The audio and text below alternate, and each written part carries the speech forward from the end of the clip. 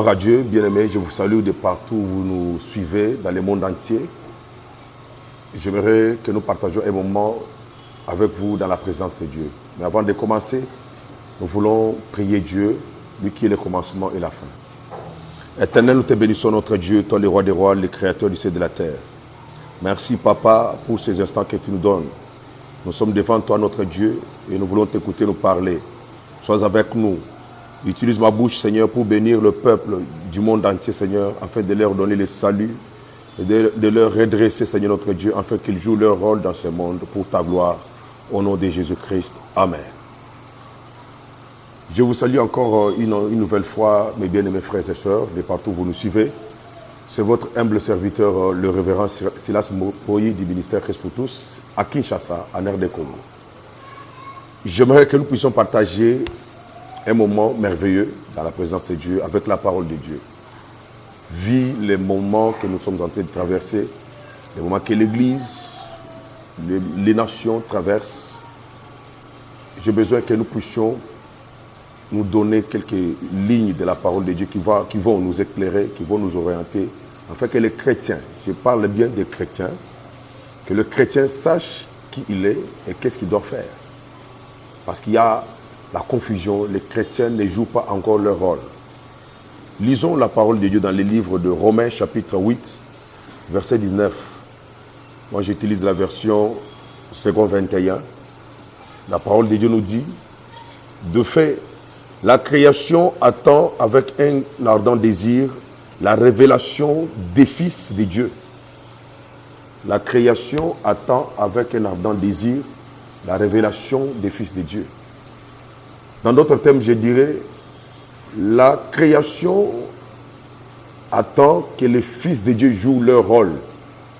Dans cette période où il y a le chaos partout, il y a la montée des sectes religieux qui ne glorifient pas notre Seigneur Jésus. Il y a la montée des crises économiques, crises sociales. Il y a beaucoup de choses qui se font dans le monde entier qui détruisent la création.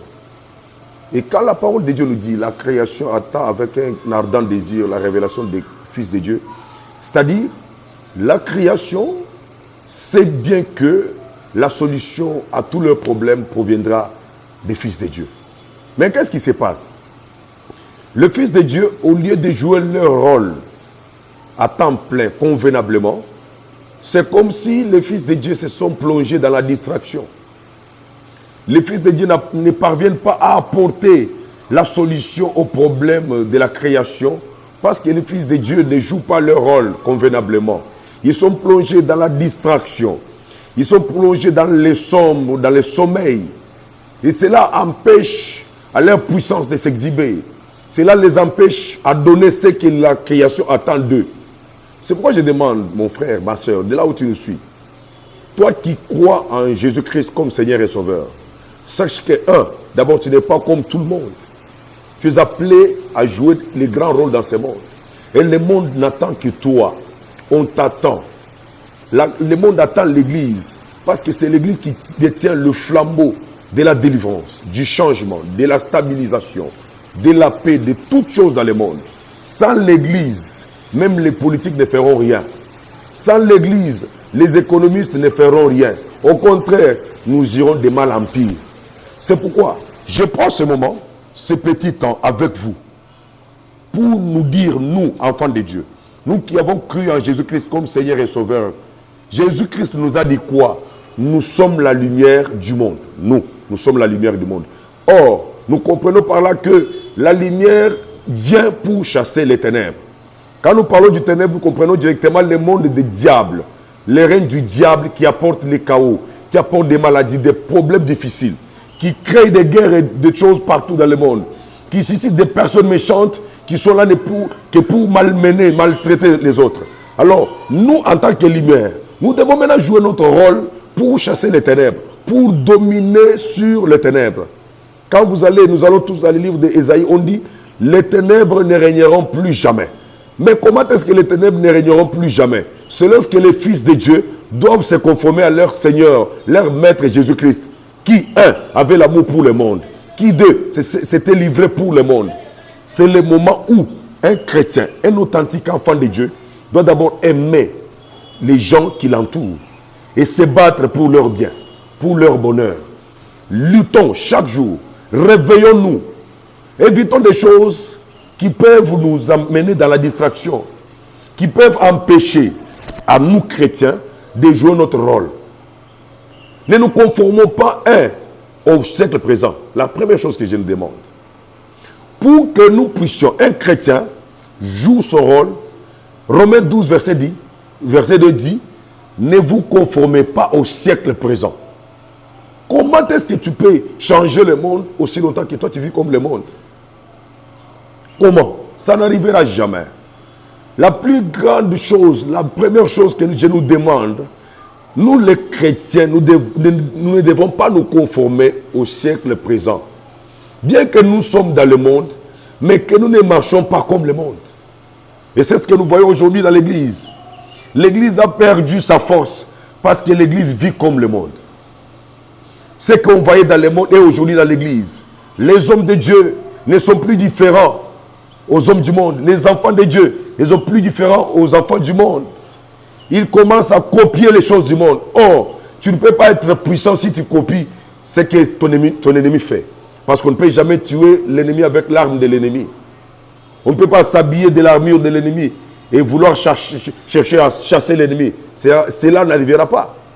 C'est pourquoi je nous demande, nous, la première chose qui est très importante dans cette émission, ne nous conformons pas au siècle présent, comme la Bible nous dit dans le livre de Romains chapitre 12, verset 2. Christ, quand il est venu dans le monde, il n'a pas marché comme le monde. Il a marché comme enfant de Dieu. Et partout où il passait, il était distingué. Il se distinguait par son langage, par son comportement, pas même son habillement. C'est la même poussée qu'en Antioche, on a vu les premiers disciples. Avant même qu'ils parlent, on les a vus par leur comportement, on les appelait chrétiens. Et c'est ça ce qui fait notre force. Ce qui nous affaiblit est que nous sommes en train de copier ce que le monde fait. Nous sommes en train de marcher comme le monde. Le monde vit dans la division. Et la division est entrée au milieu de nous. Le monde se prostitue. La prostitution est entrée dans l'église. Le monde est dans l'occultisme. Aujourd'hui, c'est nous qui sommes les vrais occultistes. L'église est devenue le milieu où il y a beaucoup d'occultistes. Le milieu où il y a beaucoup de traîtres. Il y a la haine, où il y a l'hypocrisie, où il y a l'égoïsme. Les gens vivent dans la saleté, pensant être enfants de Dieu. C'est pourquoi vous voyez, l'église a perdu sa force. Les enfants de Dieu ne sont plus forts. Ils sont plus puissants. Les enfants de Dieu ne sont plus ce que le monde attend d'eux.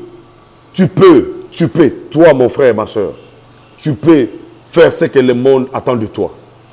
Même si ton pasteur ne l'a pas pu, mais si toi tu ne te conformes pas au siècle présent, si toi tu aimes le Christ, tu te donnes entièrement à Jésus, tu peux. Ne te conforme pas. N'aimons pas le monde et les choses du monde comme la parole de Dieu nous le dit. N'aimons pas les choses du monde comme la parole de Dieu nous le dit. Marchons dignes des enfants de Dieu. Et la deuxième chose, ayons tous nos regards vers Jésus-Christ. Comptons sur Jésus, comme la parole de Dieu nous le dit dans le livre de Hébreux chapitre 12, verset 1 à 3. Ayons les regards vers Jésus. Je constate, j'ai comme impression que les chrétiens voient Jésus comme s'il est devenu incapable. C'est comme si Jésus n'est plus encore plus puissant comme il était auparavant. Les chrétiens n'ont pas encore leur confiance en Dieu. Ils n'ont pas le regard sur la croix de Jésus. Et c'est pourquoi j'ai béni Dieu. Nous, ici au ministère Christ pour tous, c'est 30 juin 2022, nous avons placé la croix au centre de cette année. C'est pourquoi nous l'avons placé, au centre de l'église de notre pays, la RD Congo, au centre de la nation RD Congo, au centre de nos familles et au centre de nos vies. Et je profite par là pour te dire, la croix de Jésus doit se placer dans les centres de ta vie. Parce que sans la croix, rien ne marchera. Et c'est la croix qui est notre puissance, comme la Bible nous le dit dans le livre de 1 Corinthiens chapitre 1, au verset 18. Elle est notre puissance. Ayons le regard sur Jésus. Ne comptons pas. Oui, nous avons la sagesse que Dieu nous a donnée. Nous avons l'intelligence que Dieu nous a donnée, les potentialités que Dieu nous a données. Mais ce qui fera la force de tout ça, c'est la croix. C'est la croix de Jésus. C'est Jésus-Christ, lui qui est le consommateur de notre foi, lui qui est le commencement et la fin, lui qui est le médiateur de l'alliance entre Dieu et les hommes. Sans lui, rien ne peut y arriver. Comptons sur lui. Comme la Bible nous dit, maudit soit l'homme qui se confie à l'homme, mais béni soit celui qui se confie à l'Éternel. Cela veut dire quoi? Celui qui compte sur l'Éternel est béni. Même dans ta famille, si tu comptes sur l'Éternel, tu verras que tout va changer. Même dans la nation, si nous comptons sur l'Éternel, tout va changer. Dans ta vie personnelle, dans l'église, tout va changer. Ayons le regard sur Jésus, lui le consommateur de notre foi. C'est l'une des choses que j'aimerais que nous puissions partager dans cette partie. Ne nous conformons pas au siècle présent et comptons sur Jésus. Ayons nos regards sur Jésus. Marchons avec la confiance en Jésus-Christ. Bien-aimés, c'est ces quelques mots, ces quelques phrases que Dieu m'a donné de vous dire en ces jours. Je sais que prochainement, nous allons encore partager. Chaque semaine, vous allez nous suivre sur notre page Christ pour tous Ministries, ou bien sur la page Silas Mpoyi. Suivez-nous et vous serez bénis, vous serez édifiés. Je profite par là pour vous dire, nous sommes le ministère Christ pour tous, situé à Kinshasa, la capitale de la République démocratique du Congo, dans la commune de Kasavubu. Dans d'autres pays, on appelle ça arrondissement. Dans la commune de Kasavubu, l'avenue Lodja numéro 44.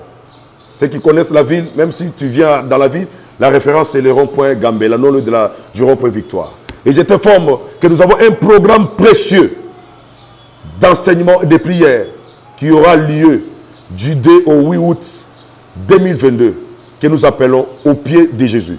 Viens mon frère, viens ma soeur, de partout tu te retrouves, viens, tu seras béni. Ndeko Mobali, Ndeko Mwasi, Yofani na Kinshasa, Pezinga na Kinshasa, Brazzaville, Luanda et partout, dans les provinces de la RDC. Nazoyi Bisayo, Biso Toza Ministère Christ pour tous. Toza na Kinshasa, na commune ya Kasavubu, avenue Lodja numéro 44. Musikate na rond-point Gambela, pemeni na rond-point Victoire.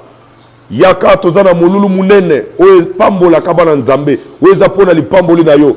Du 2 au 8 août 2022. Chaque jour, à partir de 16h juste, viens prier Dieu, viens écouter la parole de Dieu et tu seras béni. Que Dieu vous bénisse. Amen.